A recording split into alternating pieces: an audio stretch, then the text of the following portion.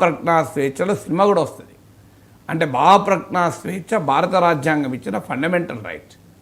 So ఎవరో నలుగురు కలిసి ఒక ప్రజల ప్రజ్ఞా స్వేచ్ఛను హరించి వేస్తుంటే right to exhibit, right to produce a film, right to see the film also, ఇవన్నీ రైట్స్ కదా. మరి ఆంధ్రప్రదేశ్ రాష్ట్ర ప్రభుత్వం ఎందుకు క్రిమినల్ కేసు పెట్టడం లేదు? ఇంత ఖచ్చితమైన ఇన్ఫర్మేషన్ ఉన్నప్పుడు, ఫలానా వాళ్ళు అడ్డుకుంటున్నారని కనుక ప్రభుత్వానికి ఇన్ఫర్మేషన్ ఉన్నప్పుడు, ఇది పవన్ కళ్యాణ్ వర్సెస్ సినిమా రంగంలో కొంతమంది పెద్దల మధ్య ఎందుకు ఉండాలి వివాదంగా? It's a clear case of a criminal act. ఇది నేరం కదా ఒక సినిమాని అడ్డుకోవడం అనేది. అందువల్ల ఇలా నాకు తెలిసినంతవరకు ఇంతవరకు ఎక్కడా కేసు పెట్టలేదు, ఎఫ్ఐఆర్ లేదు, ఏది లేకుండా ఉప ముఖ్యమంత్రి కార్యాలయం వారు ఆరోపణలు చేస్తే ఎట్లా? ఉప ముఖ్యమంత్రి కార్యాలయం నుంచి యాక్షన్ కావాలి, ఆరోపణ కాదు కదా. సో వెంటనే మరి హోంమంత్రి స్పందించాలి. రాష్ట్ర ఉప ముఖ్యమంత్రి స్థాయిలో ఉన్న వ్యక్తి, అదేం జనసేన కార్యాలయం నుంచి కాదు, సినిమా యాక్టర్ పవన్ కళ్యాణ్ కార్యాలయం నుంచి కాదు, ఆంధ్రప్రదేశ్ రాష్ట్ర ఉప ముఖ్యమంత్రి కార్యాలయం నుంచి ఆరోపణలు వచ్చినప్పుడు, మరి ఉప ముఖ్యమంత్రి హోదాలో ఆరోపణలు చేసినప్పుడు లెట్ దెర్ బి ఇన్వెస్టిగేషన్. మరి చంద్రబాబు నాయుడు ప్రభుత్వం విచారణకు ఆదేశించాలి. ఎందుకు ఆదేశించడం లేదు? సినిమా రంగంలో జరుగుతున్న ఈ మాఫియా ధోరణులు, ఇది మాఫియా కదా అడ్డుకోవడం అంటే. ఇప్పుడు పవన్ కళ్యాణ్ లాంటి స్థాయిలో ఉన్న హీరో సినిమాని అడ్డుకుంటే ఇక చిన్న సినిమాల గతి ఏంటి? ఇక సాధారణ సినిమాల గతి ఏంటి? ఇక మెసేజ్ ఓరియంటెడ్ సినిమాల కథ ఏంటి?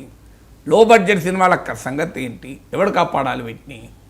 సో ఈ గుత్తాధిపత్యం అనేది ఇది మోనోపలీ చట్టాలు ఉంటాయి. ఈవెన్ ఇప్పుడు అమెరికా లాంటి కంట్రీస్లో కూడా గూగుల్ పైన కేసులు నడుస్తున్నాయి మోనోపలీ పైన, గుత్తాధిపత్యం ఉండకూడదని.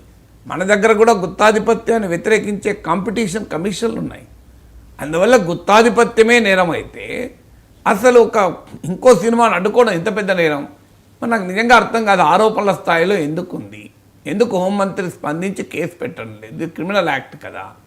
ఎందుకు ఆంధ్రప్రదేశ్ రాష్ట్ర ప్రభుత్వం పవన్ కళ్యాణ్ సినిమాని అడ్డుకుంటున్న ప్రేక్షక పాత్ర ఎందుకు పోషిస్తోంది?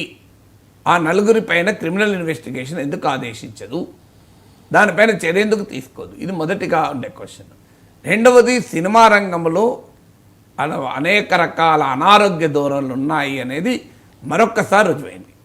సినిమా రంగంలో ఈ గుత్తాధిపత్యం ఉంది. థియేటర్ల విషయంలో కావచ్చు, సినిమా పరిశ్రమలోనే గుత్తాధిపత్యం ఉంది. మీకు సినిమా కొన్ని కుటుంబాల చేతిలో ఎలాగైతే రాజకీయాలు కుటుంబ రాజకీయాలుగా మారాయో, సినిమాలు కూడా సినిమా పరిశ్రమ గల కొన్ని కుటుంబాల చేతిలో ఉండిపోతుంది. వాళ్ళే హీరోలు, వాళ్ళే డైరెక్టర్లు, వాళ్ళే ప్రొడ్యూసర్లు, వాళ్ళే థియేటర్ యజమానులు. ఈ రకమైన మోనోపలీ ఏంటి? ఇది హెల్తీ అవుతుందా? ఒక సినిమా పరిశ్రమ ఎలా ఉండాలి అంటే, ఎవరికైనా సృజనాత్మకత ఉంటే వారు వచ్చి తమ సృజనాత్మకతను ప్రదర్శించుకోవటానికి పరిశ్రమ అన్ని రకాల అవకాశం ఇవ్వాలి. ఇలా అవకాశం ఇస్తుందా? అందువల్ల ఇవాళ ఈ రైజ్ చేసిన అంశమే కాదు. సో నీకు ఎవ్రీ స్టేజ్లో ఎవరైనా బాగా టాలెంటెడ్ పర్సన్ వస్తే అతను హీరో కావడం అంత సులభమా? హీరోయిన్ కావాలంటే ఏం కావాలో మనం కాస్టింగ్ కౌచ్ ఎపిసోడ్లో చూసాం కదా. కాస్టింగ్ కౌచ్ ఎపిసోడ్ పైన ఇంతవరకు ఏమీ లేదు, విచారం లేదు, ఏమీ లేదు. సమంత లాంటి వాళ్ళు రైజ్ చేశారు, సినీ పరిశ్రమలో ఉన్న ప్రముఖ మహిళలు రైజ్ చేశారు. ఎవ్వరూ ఎక్కడా పట్టించుకున్న పాపాన పోలే.